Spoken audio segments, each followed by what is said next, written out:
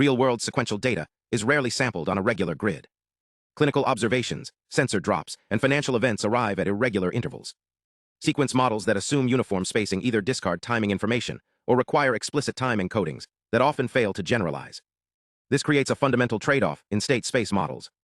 Continuous time architectures like S5 preserve the physical meaning of the sampling interval delta, handling irregular data natively. But they remain linear time invariant. Identical inputs produce identical state updates regardless of context, limiting per-token expressivity. Selective models like Mamba break this rigidity by making the discretization step tilde-delta input dependent.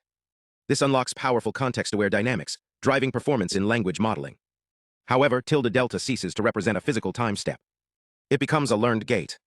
When faced with irregular timestamps, Mamba must rely on auxiliary features, and critically, it fails to extrapolate to sampling regimes outside its training distribution. A new approach from ETH Zurich and Brown University, called TIDES, resolves this conflict. TIDES stands for Time-Implicit Decay and Eigenvalue Selectivity.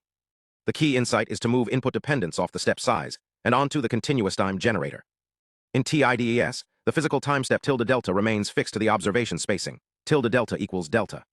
But the model makes the real part of the eigenvalues, ray of lambda, along with the input and output projections b and c, functions of the input.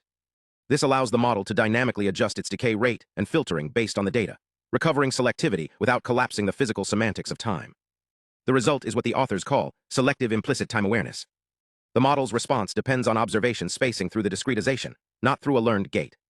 This design allows TIDES to extrapolate to unseen time deltas by construction. The authors validate this with a diagnostic benchmark called fading flash, which isolates the failure modes of existing architectures. TIDES is the only design that avoids both the expressivity floor of LTI models and the extrapolation collapse of input-dependent step sizes. On large-scale benchmarks, TIDES achieves new state-of-the-art average ranks on the UEA time series classification archive and the Physiome-ODE regression benchmark. The takeaway is a general design principle for irregular sequence modeling. Keep discretization and expressivity separate. Let the discretization handle time analytically, and let the generator handle expressivity. TIDES shows that you can have both.